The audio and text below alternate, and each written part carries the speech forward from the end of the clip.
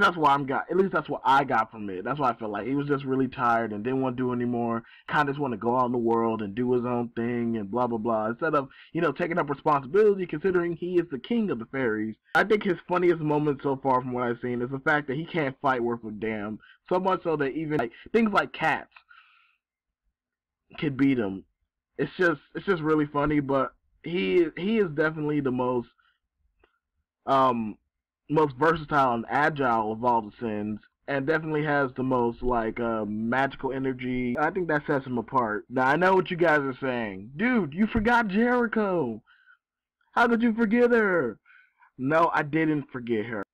She represents my perfect girl almost instantly when I first meet her, and it's just something about her that just turns me on to the idea of wanting to see her succeed and wanting to see her get revenge on Bond after he totally humiliates her. I do really like Jericho's character, and I haven't seen any of her character development. Not really. I mean, her backstory isn't there so far. So far, like I said, I'm not done with the anime. So far, isn't really there, and I haven't seen anything. All I know is her drive comes from the fact that Bond humiliated her, and she just wants revenge. So much so that she got even hotter and more powerful to do it. Demon Jericho. Woo! That girl sure could turn some heads. Oh! Our next character that we meet is Gila. Or Gila. Is it Gila or Gila? Whichever one. Well, however you feel you should pronounce it. But yeah. Once again, a lot of these girls in here represent my perfect girl, but she's a bitch. Sometimes in the hot way, sometimes in the not so hot way. I get it. She's kind of,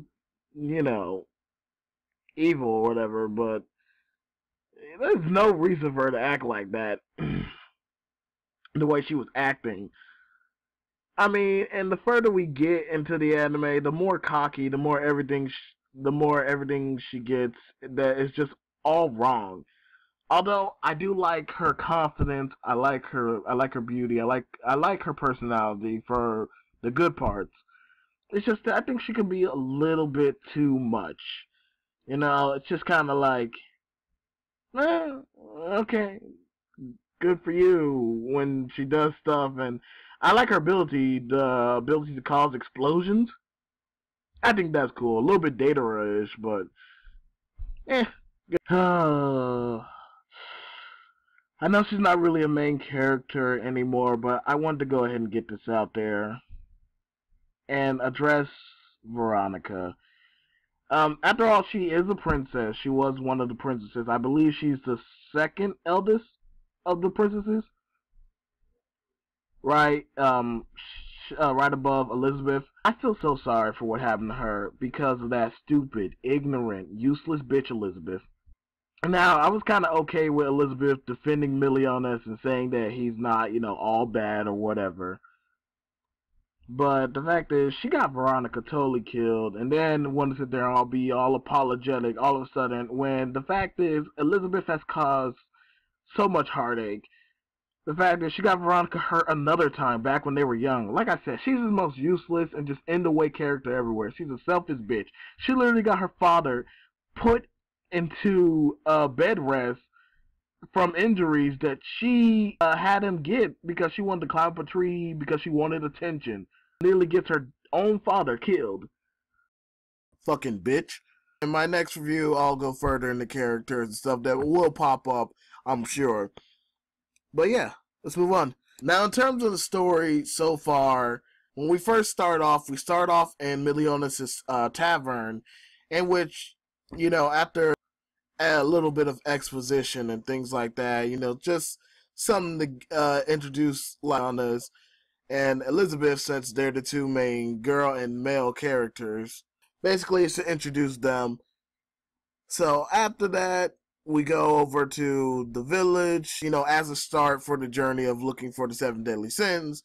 We go into the village where the whole spear incident happened with Guild Thunder. They fix that problem, then they move on to finding Diane first, joins up with them, they go off to go look for Bond. They go to this other village, which basically turns out to be a complete trap set up by these holy knights who are not even worth mentioning, because, they were so unimportant, nobody really cares about them. And which Giannis gets poisoned, and he has to be out of the action, and it's up to Elizabeth and Diane to do some work. We cut back and forth between their group and, Bond doing his own thing up in the prison that he was being held at. We get past all of that. Then the next stop we go to is on our way to find some more deadly sins. And that's when we get to the village. I forget what it's called. The other village, which is only inhabited by those two souls. I guess as an entrance way to get into the City of the Dead, you can only get through them. And basically that's where the next bulk of our story is, where we meet Gila. After all of that, yada yada, we're introduced to King during that. And he joins the group afterwards. Decided that they go off to go get treasures, I believe. Basically, 7 deadly sins are the strongest of the holy knights. On their own, they're strong enough to rival any holy knight with just the magical power that they have. But with their sacred treasures in hand, they are even more powerful. And this explains why King is overpowered, because Gila was kicking all their asses. Diane's, Millionaires, and Bonds. He was just beating the hell out of them in their first encounter. But then King came along and whooped her ass immediately, no matter what she tried. And that's because he had his sacred treasure. But he was explaining to them that, if they would use their sacred treasures and get them, that they would be as they were back then, nearly unstoppable. But considering how much magic power they have on their own, like, the funny thing, like when Bond and Millionaires first meet each other again, they literally have like an arm wrestling competition that destroys the castle. And not only that, but it destroys an indestructible barrier that was supposed to hold them in said castle. It destroys it. Just from them having an arm wrestling competition. So imagine what would happen if they had their sacred treasures. Yeah, pretty powerful shit. Not to mention, Millionaires also has this ace in the hole, that secret demon power. Now, I don't even know if he's half demon or full demon or whatnot, but I know it's similar to the demon blood that the Holy Knights were using to upgrade themselves. But anyway, I'll probably find out later in the series what it is. But anyway, getting back to the sacred treasures. So basically, they're these weapons that are theirs, and it helps them channel their power more easily, and it helps them also gain great power. Now, I don't know if all Holy Knights have them. I know these guys do. I don't know if the secret treasures are just for like the 7 deadly sins or all Holy Knights have them, because when I looked at Gila, she changed her weapon, so that's why I'm unsure whether or not regular Holy Knights get sacred treasures, or they just have regular weapons and they can change them, but still utilize it to its ability to channel their powers through or whatnot. But yeah. Anyway, getting back to the whole story, so we're traveling looking for the sacred weapons, and the first weapon that they find is Diane's. Some hilariousness ensues. Millionaires, Bond, and King enter the little tournament that they're having to see who would get the weapon, but turns out that's a trap that the Holy Knights set up, knowing that Millionaires and them would come to collect Diane's sacred treasure. But they end up winning, and we meet another Holy Knight character who's kind of a main character, but I don't really like him at all. It's that blonde hair one whose name I can't remember. He's good friends with Gil Thunder.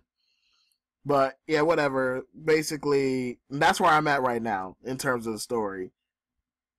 I'm right at the part where Millionaires is going in his full curse mark mode after he broke out of that little gym that Veronica trapped him in. After, Diane was taken out, Bane was taken out, and King was busy fighting what's the name. Millionaires got trapped inside that thing, and Elizabeth helped get him out by sitting there being useless, and it actually helped So I give her credit for that, I guess. But yeah, so anyway, that's where I am in terms of story. I'll get you guys in the next one, and we'll continue the story from there. If I forgot anything that I probably should have mentioned that was in the first half, you guys just let me know down in the comments. But do not spoil like the second bulk for me. Peace.